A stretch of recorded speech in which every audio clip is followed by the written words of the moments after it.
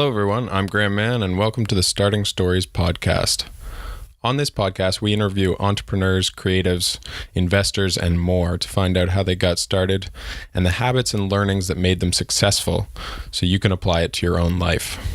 Today's guest is Greg Jarrett, who is the founder and CEO of STACK.aero, which develops cloud-based solutions typically powered by the Salesforce Platform for aviation and logistics companies. Greg has worked as a charter salesperson all over the world before turning software developer for the business aviation community, and he's passionate about helping business aircraft operators stay at the front of the technology curve. Greg and I are both graduates of the Founder Institute, though he went through the program in Sydney, Australia, while I went through in Montreal, Canada, and we share a passion for bringing technology to business aviation. In this chat, we get into how he originally got into aviation, his pivot to developing software, and his experience starting his own business. Make sure to check out the show notes for details and links from the conversation at leansystems.co/podcast. Without further ado, enjoy this chat with Greg Jarrett. So thanks for being here today, Greg. Thank you. Great to talk to you again, Greg. So before we get into some about your career and your current business, you told me one of your hobbies is CrossFit. And I love this quote. You said, quote, "I do CrossFit, but I try not to talk about it too much." Which I realized the naivety of that comment after I clicked submit on the form. I'm like, oh man. So I've done CrossFit and still do occasionally, and I have friends who are the fanatics who do talk about it all the time. And yeah. I think some outsiders do view it as somewhat of a mild cult occasionally. But I mean, from your perspective, why do they love talking about it so much? For all the people I know, it is a major part of their life, and whether it's for me, it's an escape from work. It's that 1 hour of the day where I'm not thinking about the business. I'm not thinking about a problem that we're working on or a deal that we're working on. So for a lot of other people, it's an hour of the day where they're not focused on something else in their life. So yeah, look, I think it's made a massive difference to a lot of people's lives, and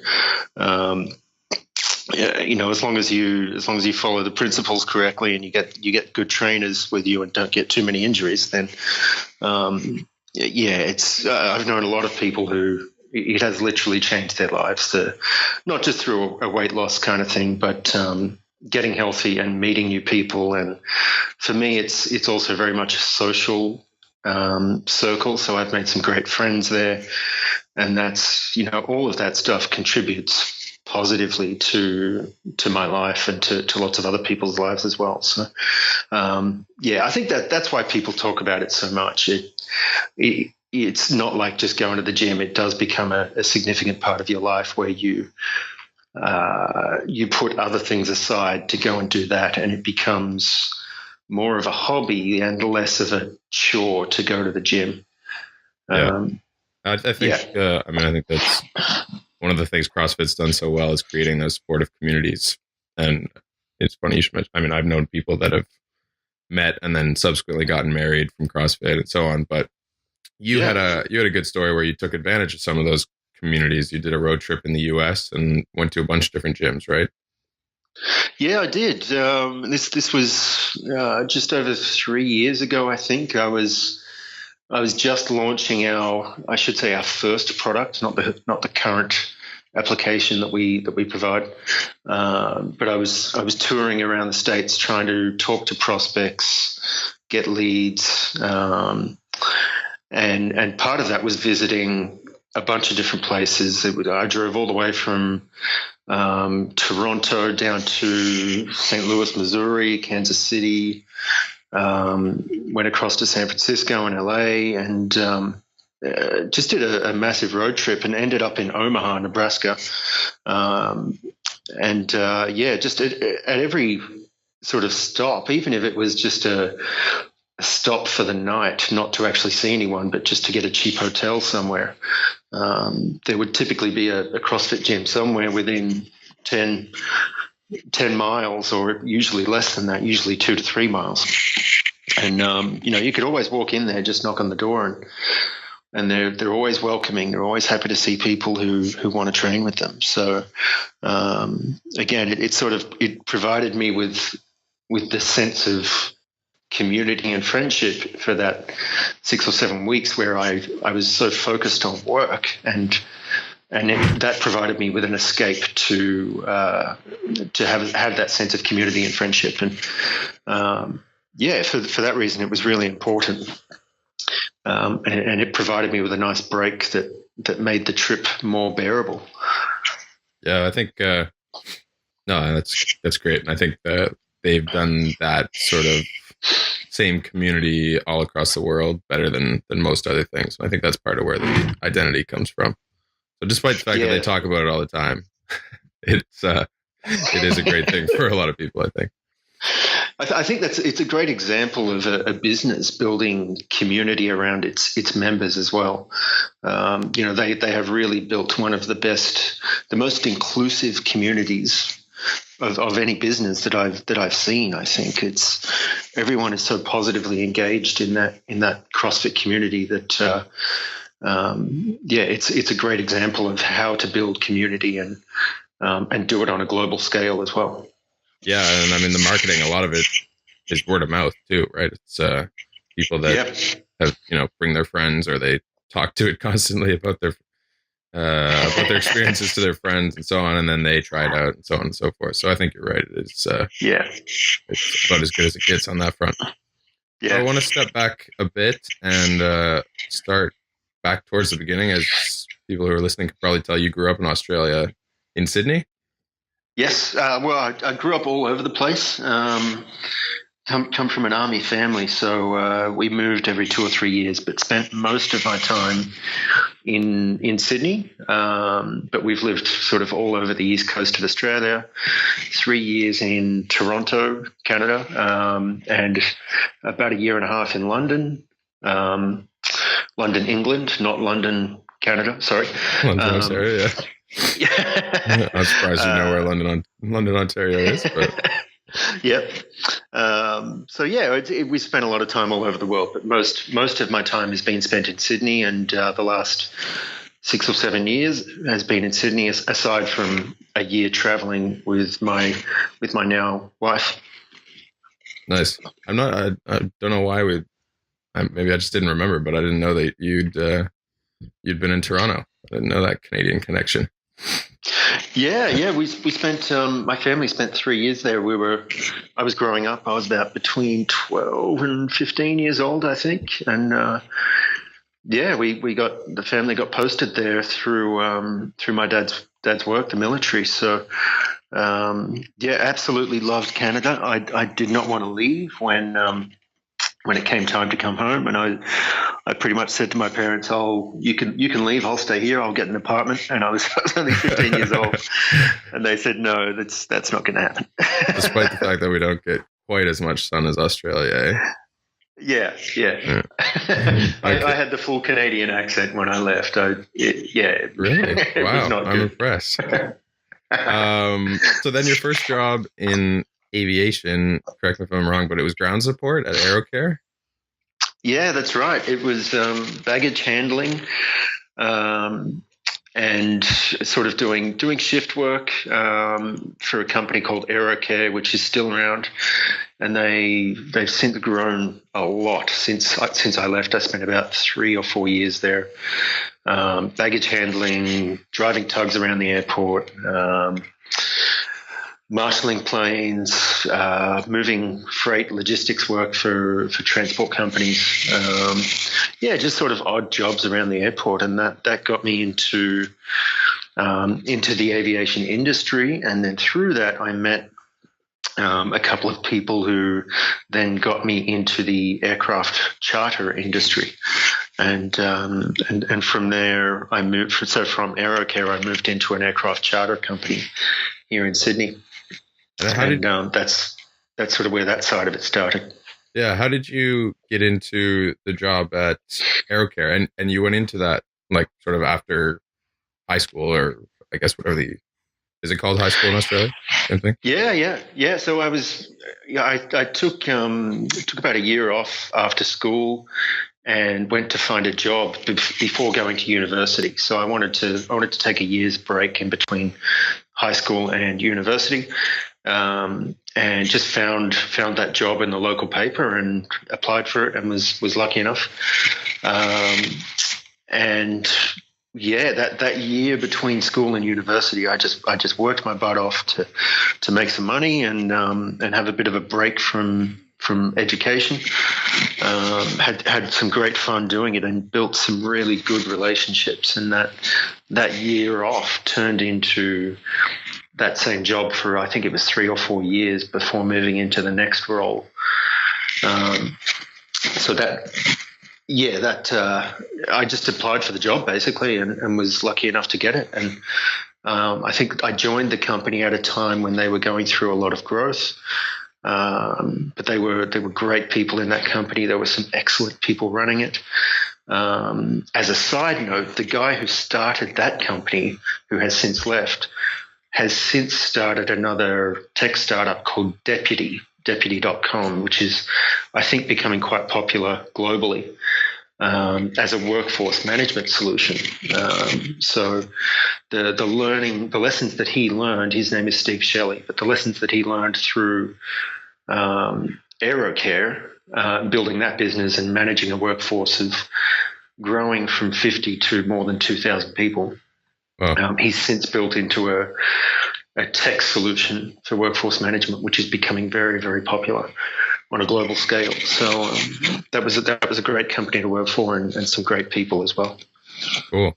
So that's interesting. I think it's much more common in the UK and Australia than it is in North America to take that year in between high school and university. What was the motivation for you to take that year off? Like, what were you thinking when you made that decision? I think it pretty much came down to I wasn't exactly sure what I wanted to study at university. So I figured I talked to a few people and got some advice, and the idea of taking a year off it seemed like a pretty good idea to me because I wasn't sure what direction I wanted to head. So yeah, just taking that time to decide what I wanted to do. And even now in hindsight, I'd look back and I'd say, take more time, take more than a year, take 3 years if you need to, go travel. That's a lot of, that's the advice I give to my nieces and nephews and cousins and that sort of thing. Don't be in a rush to go to university, go out and get some experience working for somebody else and then use that to decide where you want to go if you do choose to go into further education, right. Which certainly is not a requirement for a lot of the jobs today. So yeah, just get out there, build some relationships and get some experience and see where the world takes you.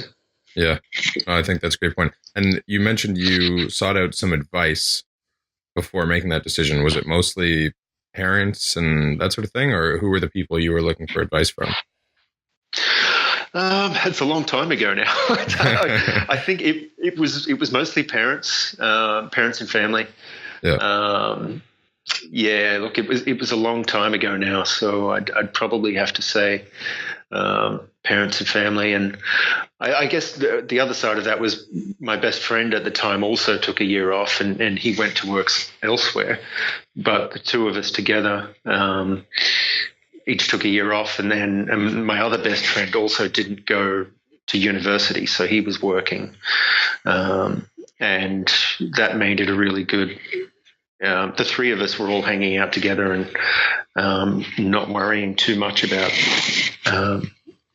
what to, whether or not to go to university and what to do. It was just enjoy that time for what it was and, get some experience and meet some people. Right. That makes sense.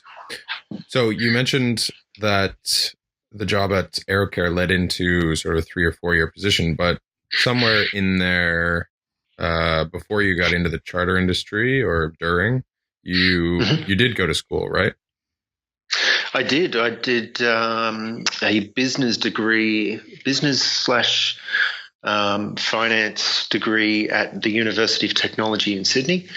And so that was I did a lot of that part time because I was working at the same time as well. I was still working partially at AeroCare and partially at my next job, which was the charter broker called Gold Aviation.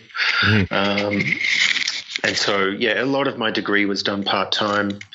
I did a business/finance degree, and I can't say that the classic line. I can't say I've used a lot of the knowledge, but I think it's I think a lot of the concepts and the lessons that you absorb through that process form a part of your future. So, would I choose the same degree again if I went in?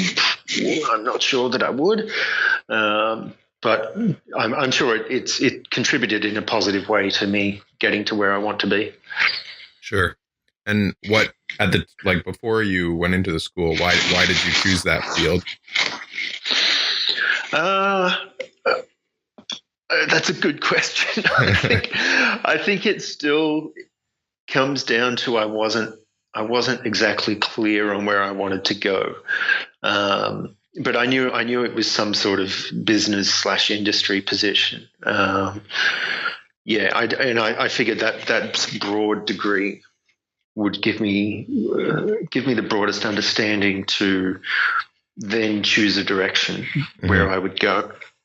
I think that degree. I enjoyed the side of being part of a business, and the businesses I was with were still relatively small to medium enterprises at that time. I really enjoyed that part of being part of a small team, a small company where, particularly at the charter broker, there was about a dozen people, and there was very much an approach of just get things done, do them properly. But everyone can talk to anyone in the business. There isn't a hierarchy. I had some great mentors through that business who were able to show me that you don't have to be a giant company to make a big difference and make some good decisions. And the great part of being part of a small business like that is everyone gets stuck into everything. You can't hide anywhere. So if you're going to make an impact on the business, you've got a better chance of doing that with a smaller business, regardless of how old you are. So as a young guy with that small company, it was very easy to make a positive difference to the company because everyone listened, and you were able to draw on the ideas of everybody else and come up with the best solution together and then implement it quickly as well. Right. That makes sense. So just to wrap up the university, you mentioned you probably wouldn't choose it if you did it again. Is there one that you right? And I can totally sympathize. I mean, I studied engineering, and my current work doesn't look to definitely apply to that, but certainly a lot of the stuff I learned has shaped me. But I'm curious, what would you choose now if you had to do it again? If I chose to go back to university again, I would probably do something. I always regretted not doing a more specific science like physics or chemistry, and I would probably do something like that just purely for myself, for my own enjoyment, right. Of those topics and the knowledge of how the world works. I do have a kind of a logical, I guess, mathematical approach to things. And I do enjoy the physics and the math side of things. And although I'm not that good at it, I do enjoy learning about it and understanding those concepts. So I'd probably go back and do that more for a personal benefit than for an educational reason. Okay. And so the mentors you just mentioned in the business, I'm really curious about that. So two things. You mentioned, in a small business like that, you have a bigger chance to make an impact. But I'm sure they don't, small businesses don't just listen to young people because there's less people to listen to. I'm sure there's things you did to help that. So what were some of the things that you did in that business that sort of made people listen to your opinions and earn you that ability to influence them? And then maybe after we'll talk about the mentors a little bit more. I think building that credibility with them came down to performing when the job required it. So the particular job was as a charter broker or a trip manager, flight manager. We did flights 24 hours, 7 days a week. Like we had medical flights where we'd be doing a medical evacuation of someone, and that would happen at 3 o'clock in the morning. And someone would have to go to the airport and let the ambulance in through the gate and park the aircraft and make sure that the patient got transferred successfully to the ground transport. So picking up the phone for that first phone call that comes in at like 1 o'clock in the morning, and someone says, "Hey, I need a trip to do a patient transfer really, really fast." Being the person who the company could rely on to pick up the phone, do the deal, and do the logistics to make that flight happen. If the company can rely on you to do work like that, then it builds credibility, and they say, okay, this person is, for one thing, reliable. We can trust him to do what we need him to do. But then also because you're the salesperson doing the deal and putting together the pricing for that as well. If you come up with an offer to the customer that, for one thing, is acceptable, but is also profitable for the company to make that money, then that builds credibility with the financial side of the company as well. So just, a couple of repeat situations like that where when the need arose, I was able to step up into that role and build credibility. And I think as a small company, having a number of people that you can rely on to do that was really powerful. And there were other people in the business who I know that, if I passed that responsibility on to them to say, "Hey, we've got this thing happening. Can you deal with it?" I could always rely on these people. And there were also some people who maybe couldn't be relied on to the same extent as well. And so, and you could see that credibility of those people was reflected in the decision-making process of things that happened beyond that. So yeah, I think for me it was being reliable when the need arose. The other side of that was the owners and the mentors, the managers of the company weren't too demanding. So they knew that if we'd done those kinds of things, they didn't tell us, "Hey, you've got to be in the office at 9 o'clock the next morning." They're like, "Hey, take a day off. You've just made that happen.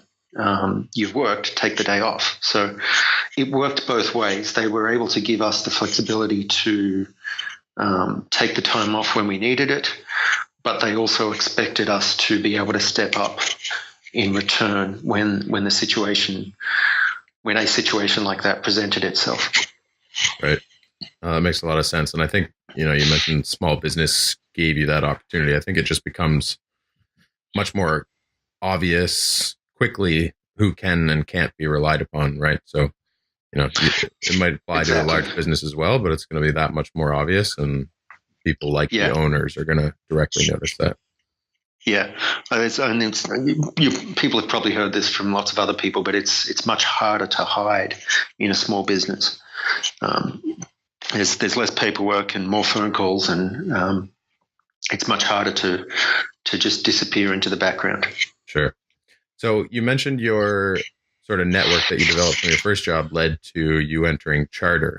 How did that come about? What was the process there? It was just people I met through the ground handling role that I did, and one of those people moved on to the next company, and then it was about 6 months later he called me up and said, "Hey, there's an opening. Do you want to come on board?" So um, that was sort of it all just kind of happened. And I was able to say yes to those opportunities as well, and I think that was a big thing, is being able to say yes when those opportunities come along, even if you're not sure where they will go after that. And to me, that was an interesting opportunity. So I was really keen on it. It was probably less money at the time, but I figured it was probably a better opportunity over the long term. So that made a difference as well. When you say better opportunity over the long term, what do you mean specifically by that? Just a better opportunity to progress through an industry into different roles. So I think the ground handling role was limited in that it could only go so far, and that you'd always be working airside. By that being by airside, I mean inside the security gate of the airport on the ground. Whereas I knew that I would want to move into more of a business development / business management role at some point. And so that the charter company gave me that opportunity to move, I guess, into more of an office job at the time, but to also take on more responsibility and do something that I felt was going to provide better opportunities in the long term. Right. So despite the pay cut you might take immediately, it was fairly obvious to you that there'd be a lot more opportunities to progress career-wise in the new position. Definitely. Yeah. Yeah. Okay. Yeah. So you were at Adigold for a few years, and then that probably brings us to Founder Institute, which of course is interesting to me because I also graduated from Founder Institute. Not the same program. I was in Montreal and you were in Sydney, but yes. Tell me about what prompted you to apply to Founder Institute, and maybe just preface it with what Founder Institute actually is for those who aren't familiar. Yeah, so if I could start by, I guess, the journey to get to Founder Institute, I decided to start my business in about early 2013, and I did a couple of things in that first, I guess you could say, first 6 months of starting the business. And after that 6 months, I still lacked a lot of direction. I wasn't exactly sure where it was going. I had this idea for a tech product. I didn't know how to build it. I didn't have any money to build it. I didn't know where to go to get investment. I'd attended a lot of startup talks and startup community days and meetups and that sort of thing. And I think it was someone through one of those meetups who suggested I talk to or apply for Founder Institute.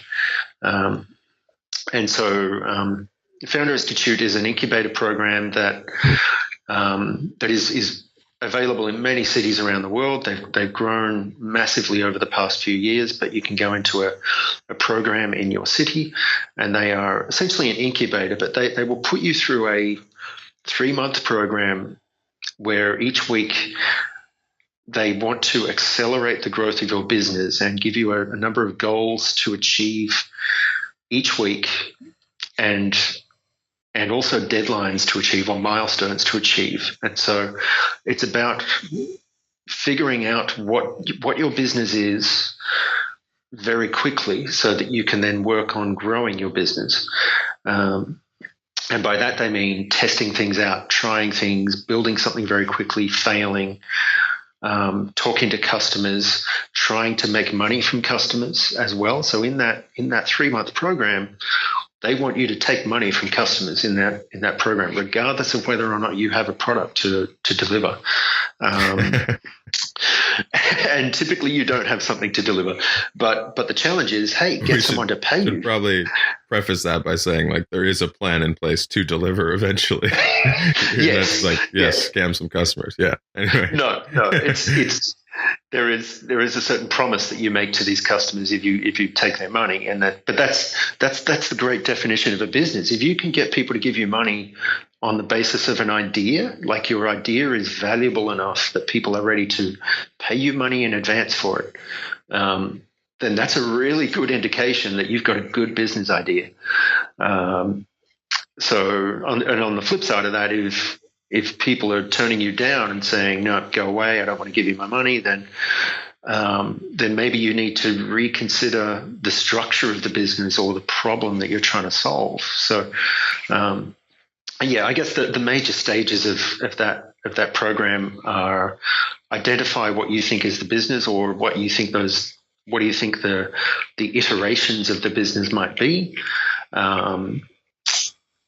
Go through some pitching practice to develop your idea around that business.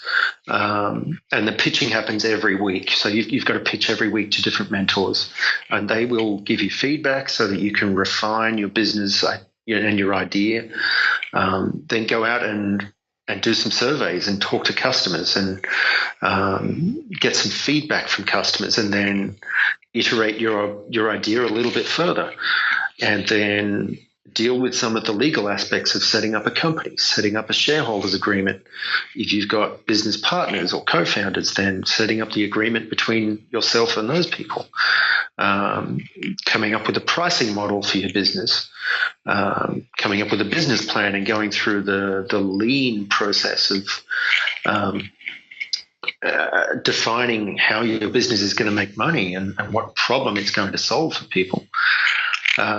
Taking you through all of those steps. And then also, if your business is the type that if you want to scale really quickly and you need some funding to do that, then there's lots of opportunities to meet mentors and potential investors and pitch to them, and get feedback from them on your pitch, or get turned down, or potentially get some investment from them as well, or at least build a network where they might be able to refer you to other people.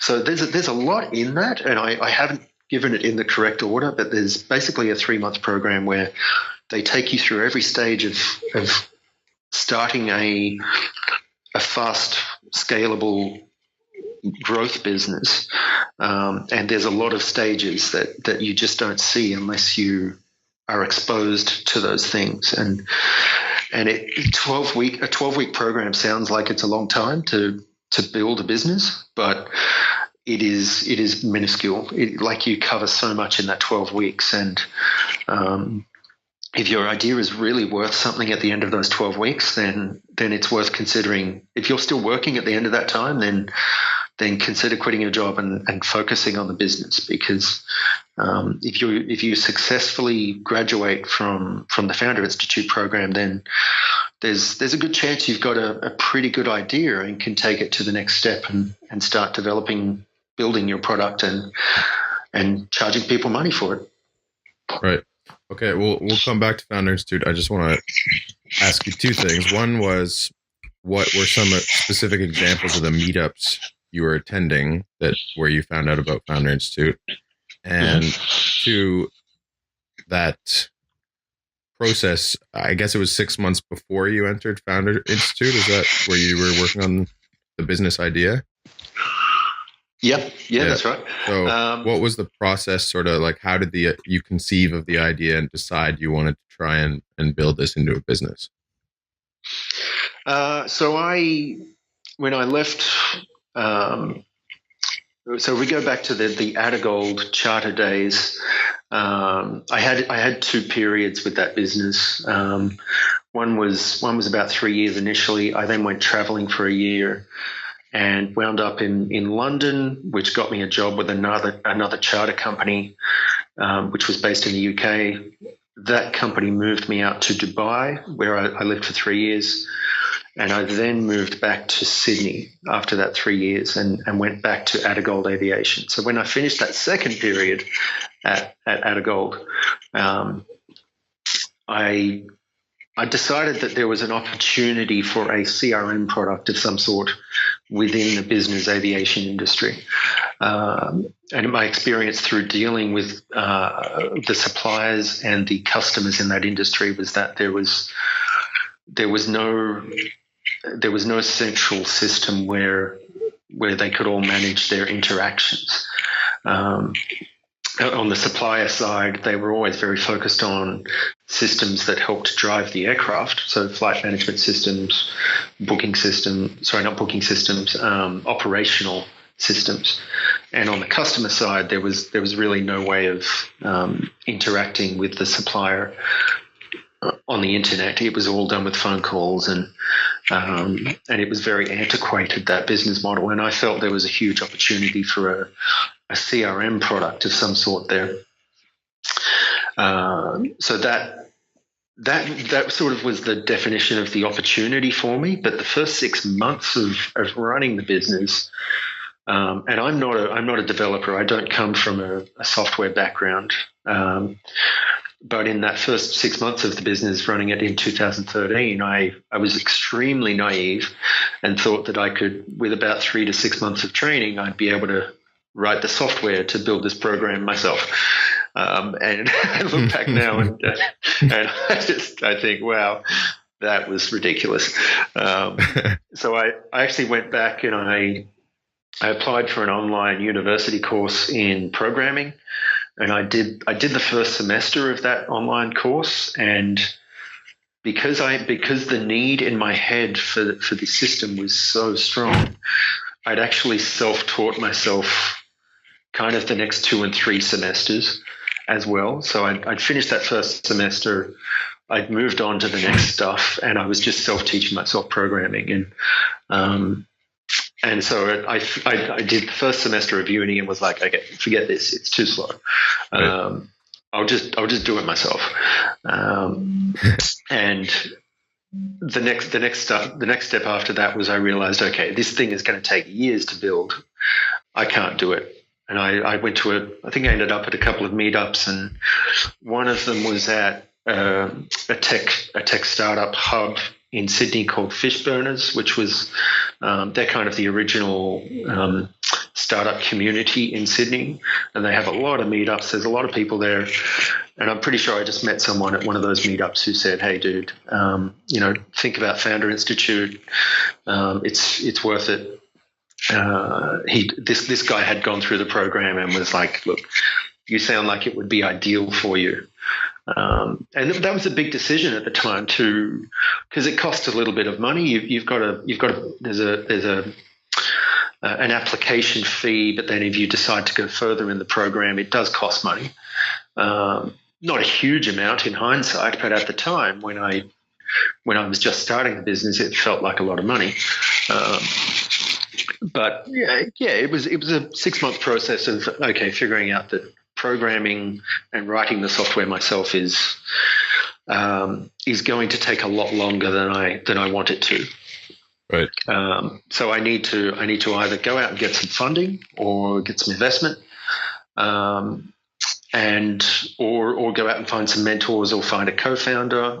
Basically, find the right people to help me grow this business, because it was pretty much all on me at that point. And I needed either technical expertise or something else to make the business happen.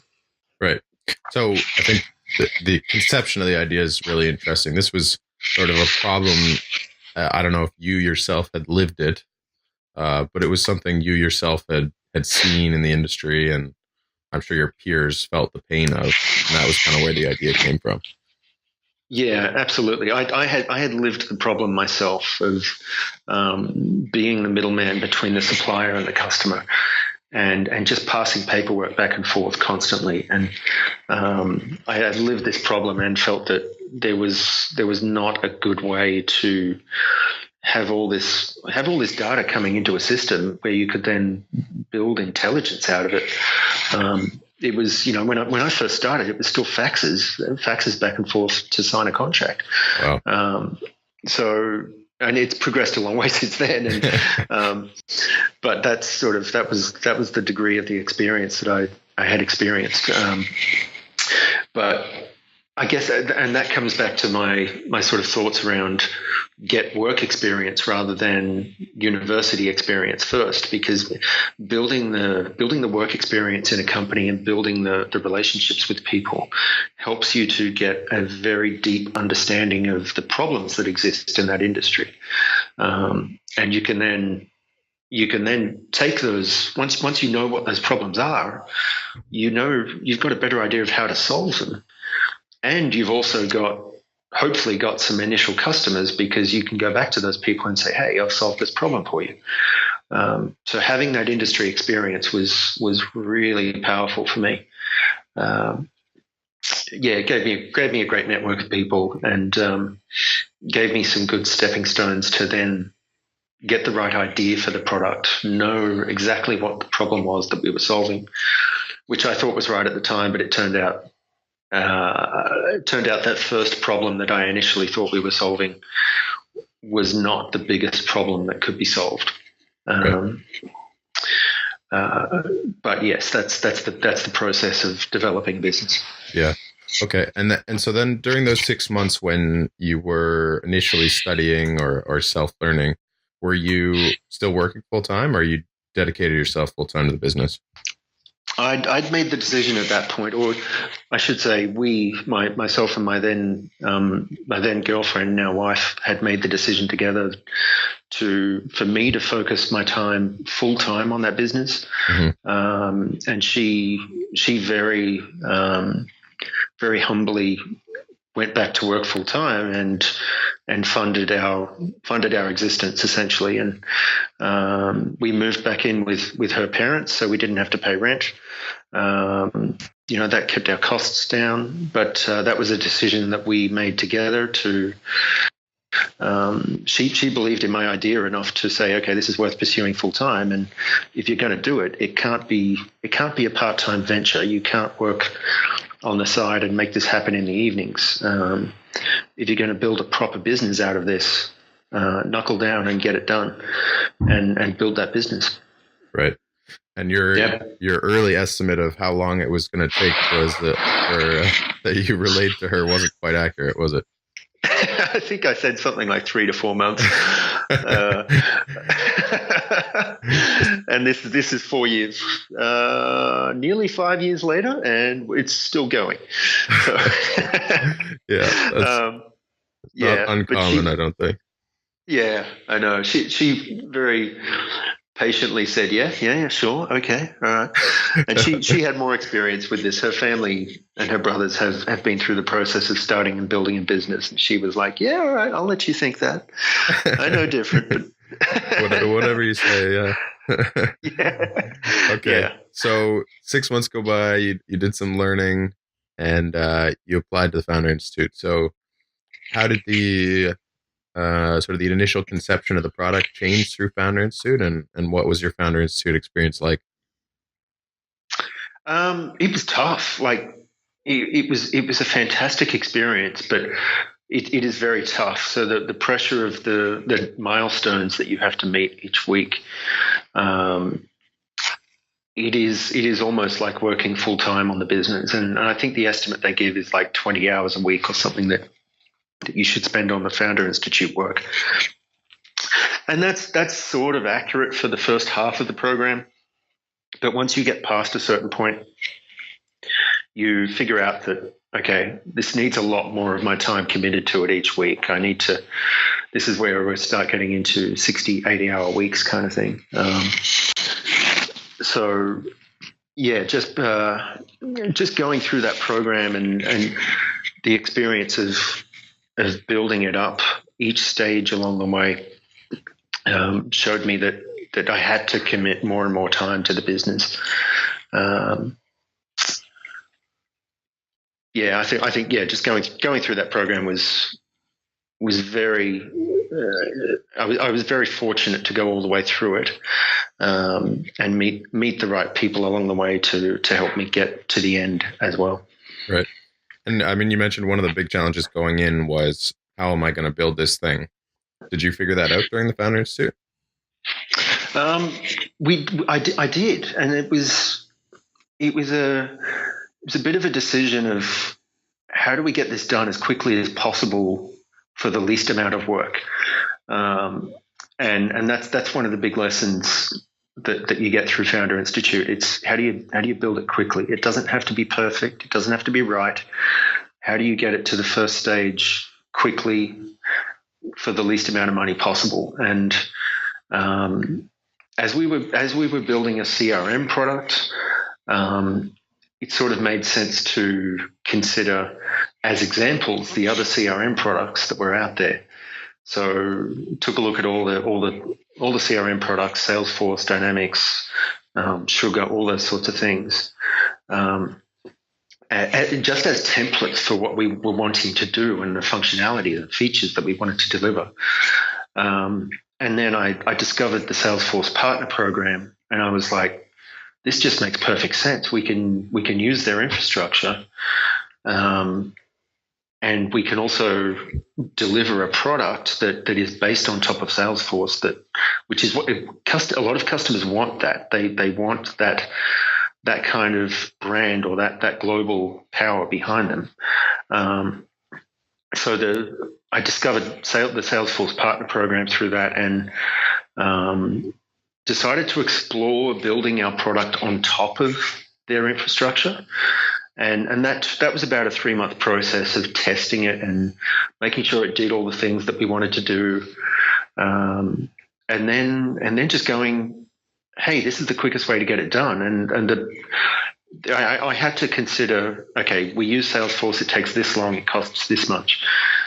I go out and raise some funding and get a whole lot of money, employ a bunch of people, and develop our own product on the other side was option 2. And the cost of option 2 versus partnering with Salesforce was exponentially greater, and the time to deliver was exponentially greater. So it was going to be like 2 years and a lot of money that we would have had to raise, and a team of 4 or 5 senior software engineers for a couple of years to build this product, or 3 to 4 months on Salesforce for nothing. That's just me doing the building on top of Salesforce. So the decision there was clear. It was so clear to me, and that the cost of what we have to use, the cost of using the Salesforce platform was basically going to work out to be less or as much as paying a team of software developers to develop and maintain our own in-house system. So the decision at that point was really clear, and that was Salesforce is going to be the easiest option for us to deliver the leanest product in the least amount of time for the least amount of cost. It ticked those 3 boxes very, very clearly. The only thing that would have pushed it the other way would have been pride in having our own software system. And that wasn't a business decision. That would have been an emotional decision. So yeah, Founder Institute taught me through that. How do we deliver the quickest possible solution for the least amount of money that gives value to our customers? And that's, for me, that was probably the major lesson, and the decision to use Salesforce or their partner program was the major decision that came out of that. So it was about 6 weeks after Founder Institute finished, signed up to the partner program, and started developing on top of the Salesforce system. Cool. And so that brings you to your current product, right? Sort of. There's been 2 iterations of it. The first one was more focused on a very specific subset of customers in the industry. So they're called charter brokers, and they manage all the flights that happen between. Well, they broker flights between charter customers and aircraft operators. And the major difference is they don't own the aircraft or operate the aircraft. So they put the customer together with the supplier and make the deal happen. Our first product was very, very focused on those types of customers. And it took about 18 months of development and trying to sell this thing, that we discovered that whilst we were solving a problem for these customers, they weren't prepared to pay the money that we wanted for it to make it a profitable venture. So most of the customers we were targeting were 5 to 10 people in their business in one location who needed a software system or wanted a software system to manage all their things, but their expectations of what they should pay for that system were vastly different from what our minimum price level was. Right. So I guess in hindsight, we could have answered that question in the beginning, if I'd thought about it properly. But for whatever reason, we didn't see that problem. I didn't see the money problem there. I just saw that we were solving a problem for these guys, and of course they would pay for it. Right. So did you have customers on that initial product or no? Yeah, we had some beta customers, and we had a few paying, but it was pretty clear that we weren't growing quickly enough to justify the ongoing investment. So we had a few beta customers, but we had so many conversations with other potential customers, and the decision for them, it was that the decisions weren't clear, that it wasn't instantaneous, that, oh, bang, yeah, we need this thing, get it. And if the decision for us at that time wasn't that quick, then we had to move on, because we weren't getting customers quickly enough. So they weren't converting as quickly as we needed them to grow the business. Right. And so that was the first iteration of the product. That the lessons we learned through that actually led to the second iteration of the product, which is much more focused on now the aircraft operator, the company that owns and or operates the aircraft. And they are typically a much bigger business because they have more people. They've got pilots, they've got maintenance people, they've got operations people. They've got all these different people to run a very expensive asset. And the need for systems for them to manage their business is much more prominent. And the first customer. The first customer that we got in the second iteration of the business was actually someone who came to us and said, we need you to integrate our flight operations system. So they've got a separate system that they enter all of their flight operations data into. And all of that stuff goes into managing the aircraft and operating the aircraft from a legal point of view and an efficiency point of view. But none of that data is customer centric. So it won't give them a view of the customer. It is all centered around the aircraft. What they needed was that same data presented to them in a customer centric way, so that they could build their sales and sell more trips. So the solution for us there was take that existing data and flip it on its head and make it visible from a customer perspective rather than an operational perspective. And that allows those customers to reach out to their prospects and their customers with better information, more relevant information, simply based on the data that they already have in their existing flight system. So bringing that data from a third-party system into Salesforce and presenting it in a different way really helps them to grow their own business. And I guess that's now the problem that we solve is we're helping these aircraft operators to grow their own business by presenting their data to them in a different way.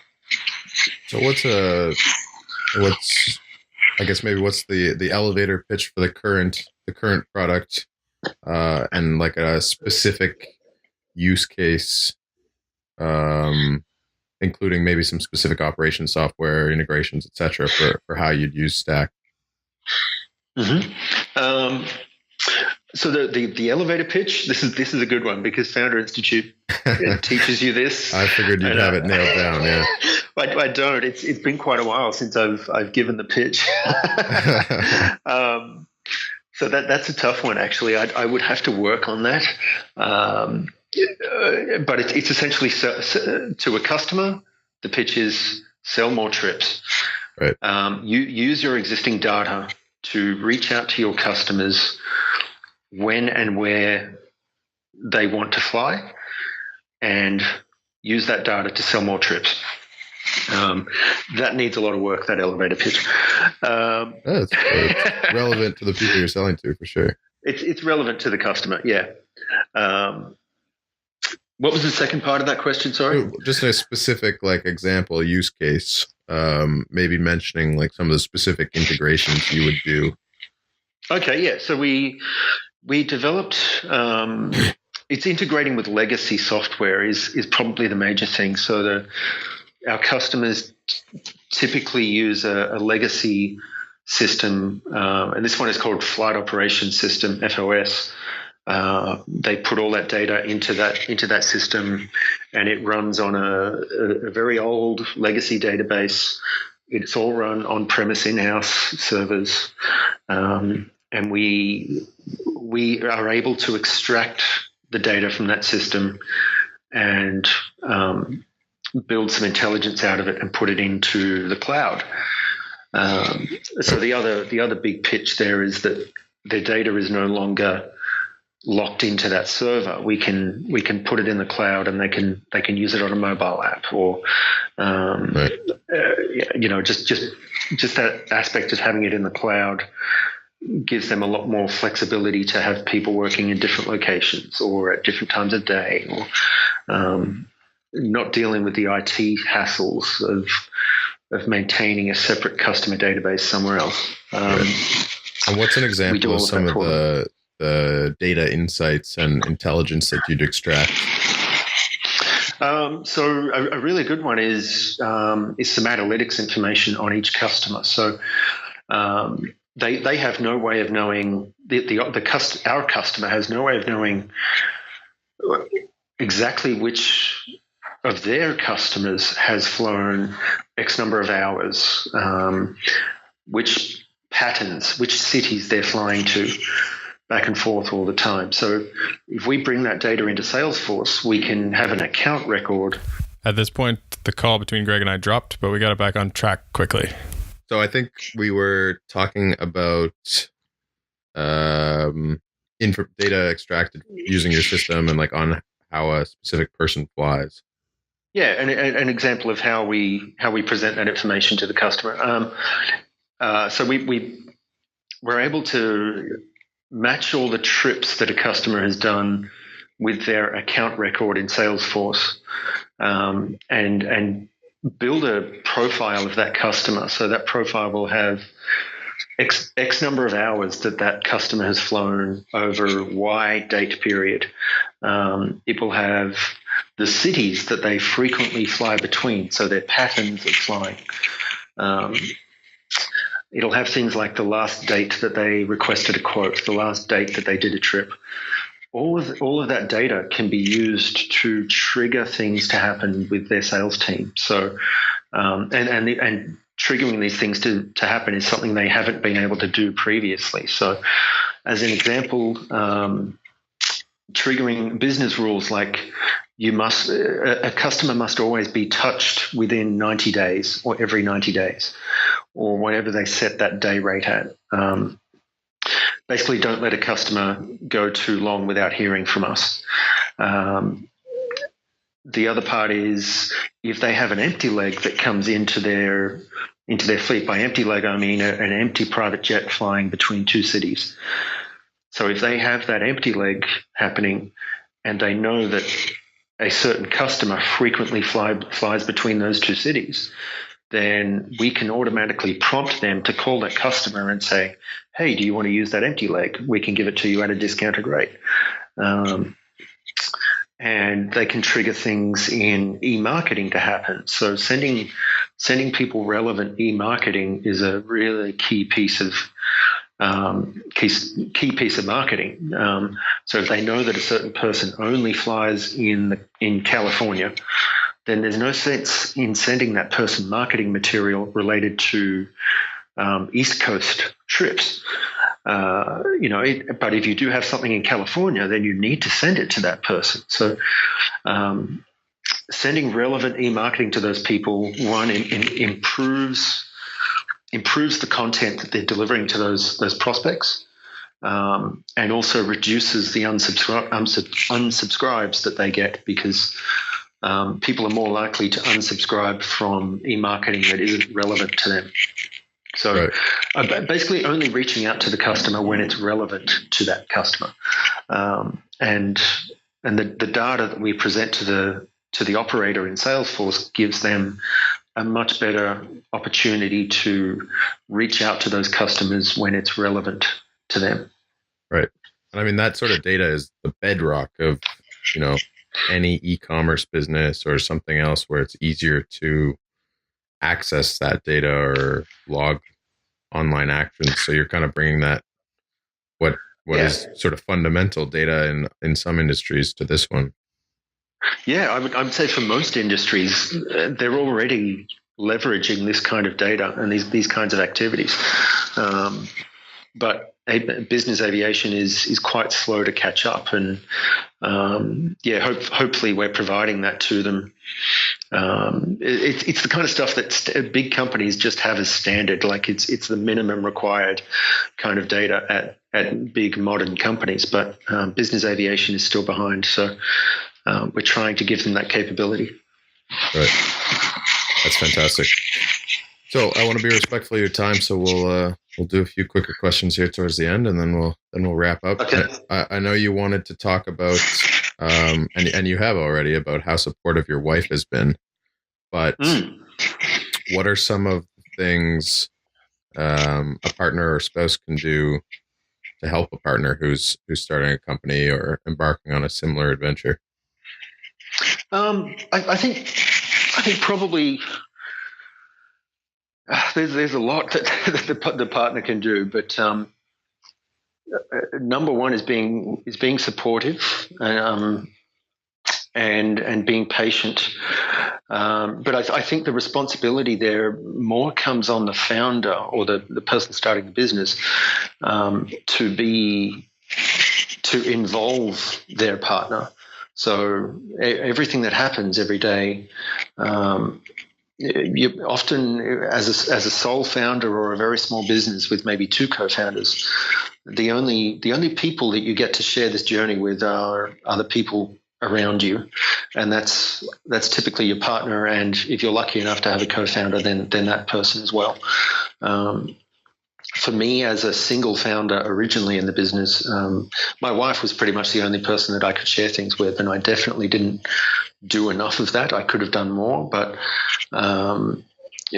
she has been very involved in it from day one, at the very least in terms of supporting me through the tough times. And I think that's the critical part, is everything's good when it's good, but when the things in the business get going really tough and you feel like today's the last day of the business, I might as well shut it down, everything's done, and I had a few of those days early on. Your partner or your family they're the only people who are going to support you in those times. Your customers don't care. Your friends might care, but they're not going to understand the extent of the problem. The only person who's truly going to understand it is your partner or your co-founder or whoever you've shared the business problems with and the challenges. So the responsibility there is on me, the founder, to involve that person and share everything with them along that journey. And also, get them involved wherever they can, because that helps them to understand what you're going through, and thus be more patient and more understanding when the times get tough. Yeah. Yeah. No, I think that's super important, and I've heard it from others as well. But I think there's kind of two common points that I've heard from others, and one is they have to know what's going on, because Yeah. they don't have context for what you're going through, then it becomes much more difficult to understand. But the other is, once they do know, they're often the ones that can provide, because they don't have their head in the business all day every day. They're sometimes the one that can provide that clear, objective, third party bit of advice that you need most. And it sounds like, when you were initially starting the business, trying to go full time, your wife had that insight, and I'm sure she's had many other insights through the years that you don't get when you're so true. stuck in the business. Yeah.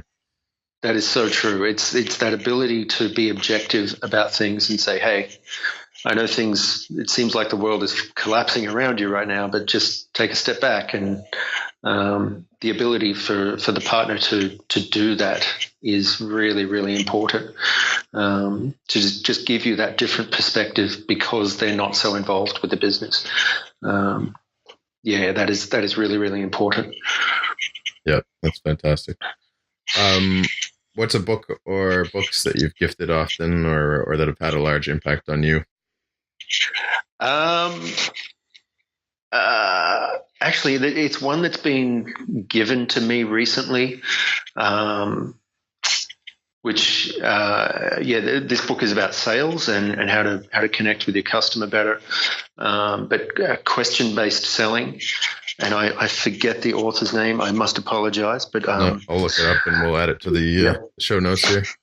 Question-based selling, and it's about approaching sales and building relationships with your customer, and identifying the customer's problem, and being quite happy to walk away from that customer if they don't have a problem.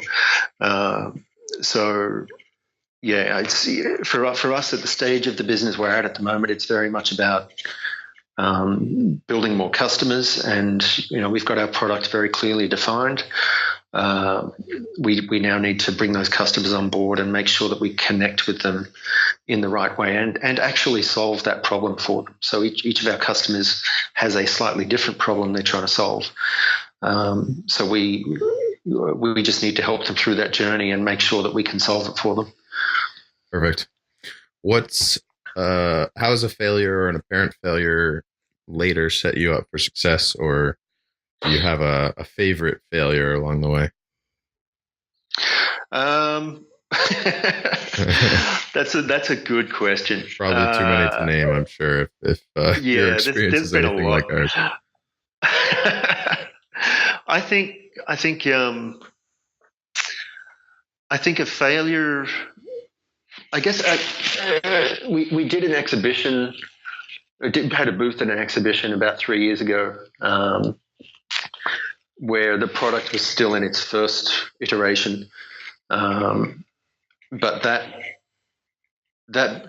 doing that booth wasn't a failure. It wasn't a mistake, but it was the failures that led us to that point, which put us in that situation at that time, which allowed me to meet the person who would eventually become a much bigger part of my business, and essentially become a co-founder for the business.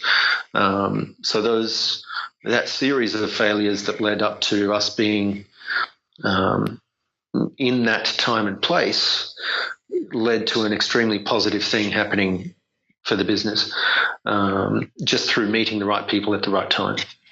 Right. So it was just fortune. It was just luck that had us in the right place at the right time, essentially. But we had to give ourselves the opportunity to be there, and also the opportunity to say further down the track, we need to kill off this first iteration of the business and focus on the new opportunity, which is much bigger and much better. Right. So it wasn't successful in the way you thought going in, but there was a silver lining. Correct. Yeah, definitely. If you had to give a smart, motivated person entering the world of business aviation some advice, what would it be, or what advice should they ignore, or both? The advice would be build the relationships with the people. People in our industry are. It's a great community. This industry, everyone is really, really close, and everyone knows everybody. And you don't want to burn any bridges, but building strong relationships is extremely powerful through the network of this industry. So, focus on the network and the relationships, and the work will come through that. Awesome. Well, thanks so much for taking the time, Greg. Really enjoyed it as always. What's the best way? Greg, I've enjoyed it too. What's the best way for listeners to reach you or find out more about Stack? So I am on Twitter. That's probably the only real social channel that I'm on. Greg at Sid, GregatSyd. And Stack, you can find us on our website, www.stack.aero, AERO. We've got a .aero domain, and that's probably the two easiest ways to get in touch with us. Perfect, and we'll link those both in the show notes. Thank you very much. Thanks so much, Greg. Okay, cheers, Graham. Have a great day. Hello, everyone. Thank you so much for listening. I hope you enjoyed this conversation. Just a reminder, you can find show notes, links to everything we talked about, and more at grahammann.net/podcast. And I would encourage you to sign up for my weekly email list to make sure you get notified about new blog posts and podcasts. See you next time.